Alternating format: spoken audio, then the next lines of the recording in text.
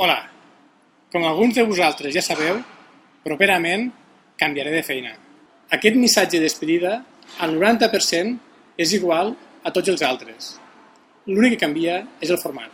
Vaig arribar al FIDEM amb 39 anys.